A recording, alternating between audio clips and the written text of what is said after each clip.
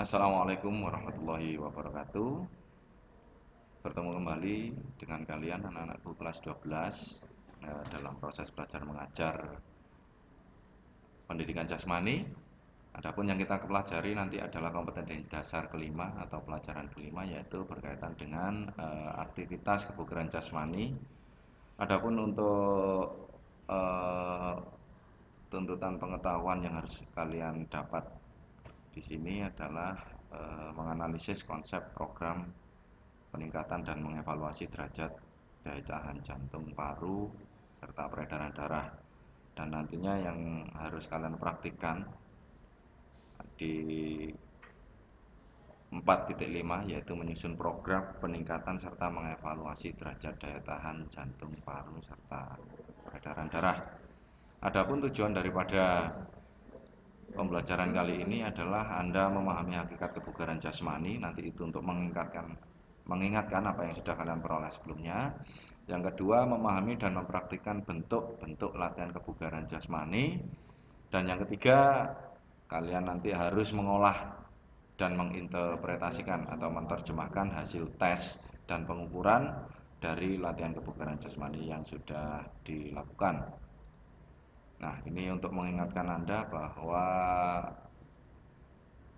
pengertian kebugaran jasmani adalah kesanggupan dan kemampuan tubuh melakukan penyesuaian atau adaptasi terhadap kegiatan fisik yang diberikan kepada tubuh kita tanpa menimbulkan kelelahan yang berkelebihan. Ya, setelah melakukan kegiatan A, Anda masih bisa melakukan kegiatan B, kegiatan C sampai dengan selesai dan tanpa mendapat rasa lelah yang berlebihan.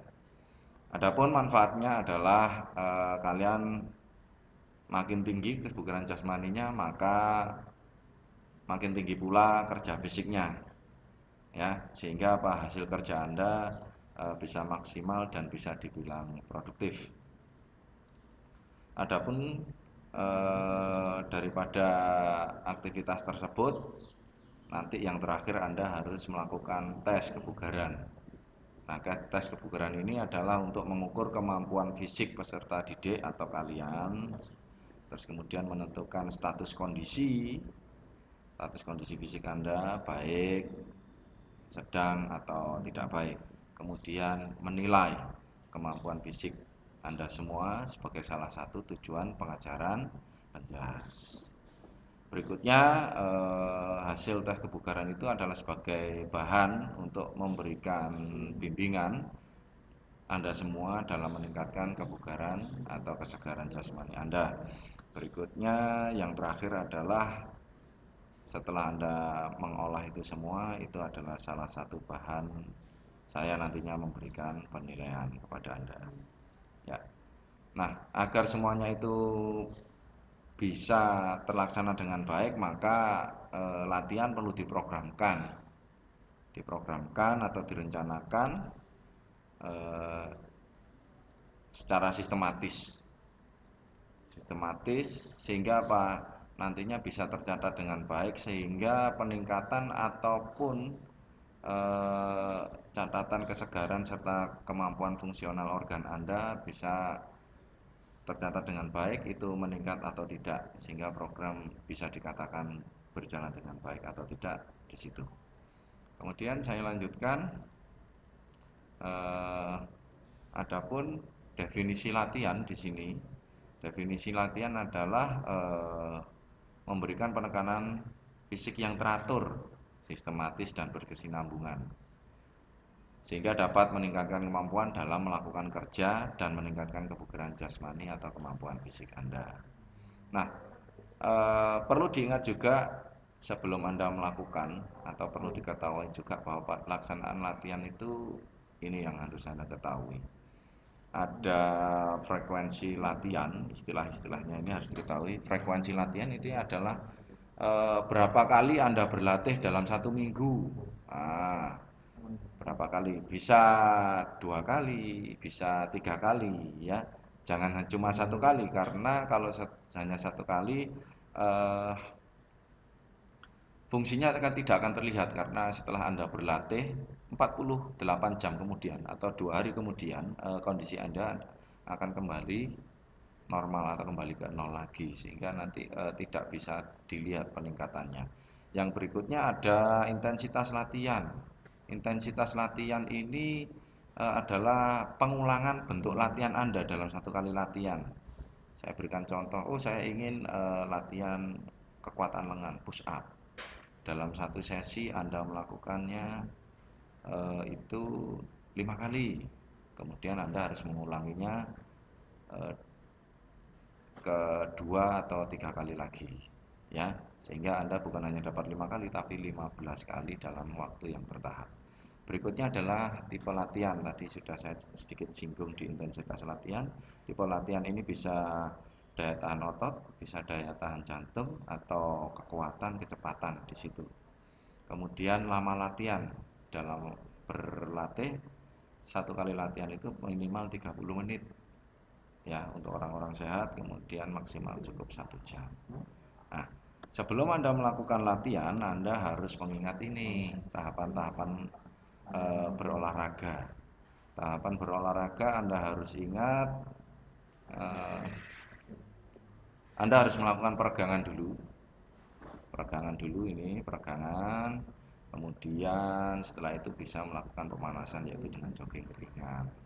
Karena dengan jogging ringan akan meningkatkan detak jantung dan denyut nadi Anda selama 1 menit. Denyut nadinya dihitung, ini cara mengetahuinya. Kemudian bisa denyut nadi selama 6 detik kalikan 10. Nah, ini sama dengan 60 detik 1 menit, sehingga didapat berapa. Ya, baru Anda bisa melakukan latihan inti. Di dalam latihan inti, denyut nadi maksimal Anda untuk berlatih paling tidak 70% sampai dengan 85% dari denyut nadi maksimal. Kemudian yang terakhir, Anda harus melakukan pendinginan. Itu jangan sampai lupa. Nah, sesuai dengan kompetensi dasar yang harus kalian capai, maka kita akan berlatih tentang atau mengetahui latihan-latihan tentang daya tahan jantung, paru, serta peredaran darah. Yang ciri-ciri latihan daripada kardiovaskuler ini adalah melibatkan otot-otot besar, kemudian waktu berlatihnya relatif lama, ya, kemudian gerakannya bersifat kontinu. Nah, bentuk-bentuk latihannya seperti apa? Bisa bersepeda. Kalau bersepeda tidak mungkin dalam waktu yang singkat, waktunya agak panjang dan jarak juga panjang. Begitupun juga berjalan ataupun berlari seperti ini. Yang berikutnya berenang. Nah, dari ketiga ini, ketiga latihan ini, maka yang paling penting perlu diketahui adalah jaraknya itu harus terukur. Berapa jarak yang ingin dicapai, ya, berapa jarak yang ingin dicapai, dan kemudian menggunakan kecepatan atau langkah yang kontinu atau gerakan yang kontinu atau terus-menerus untuk menyelesaikan itu. Ya, oke. Nah, model latihannya salah satu yang paling cocok adalah latihan interval training, ya, yaitu menggabungkan dan mengulangi latihan secara singkat, kemudian diikuti oleh durasi latihan yang lebih lama atau panjang. Ya, jadi ciri-cirinya seperti ini. Interval training, jenis latihannya sudah ditentukan, lama latihannya sudah ditentukan, pengulangannya sudah ditentukan, dan waktu istirahat juga sudah ditentukan. Contoh jenis latihan, latihannya adalah ini contohnya, ya, seperti yang saya sampaikan, jangan lupa warming up. Kemudian ini inti latihannya. Jenis latihannya adalah berlari. Jenisnya ada 2 di sini, ada sprint atau lari cepat, kemudian jogging. Jogging ini sebagai bentuk istirahatnya. Sprint 30 detik, jogging 1 menit istirahat. Ya, bukan istirahat diam, bukan. Kemudian sprint 1 menit, kemudian jogging 2 menit.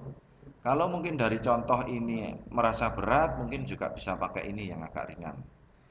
Joggingnya panjang, waktunya 3 menit, kemudian sprintnya 1 menit.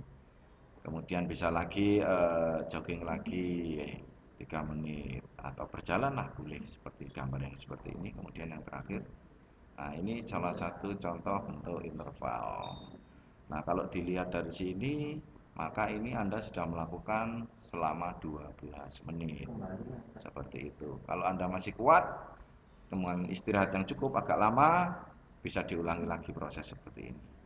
Ya, ini contoh berikutnya.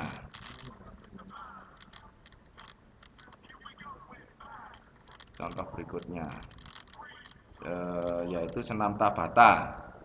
Ya, senam Tabata. Senam Tabata ini interval training juga, melakukan gerakan 20 detik di sini. Kemudian istirahatnya 10 detik. Ya, berapa kali melakukan? 8 kali, tapi dengan bentuk gerakan yang berbeda. Nah, latihan ini untuk melatih organ gerak kita secara keseluruhan, bukan hanya sekadar daya tahan jantung saja, tapi di sini juga bisa daya tahan otot. Ya, seperti itu. Ada yang lain? Ada. Contoh berikutnya adalah skipping. Ya, skipping ini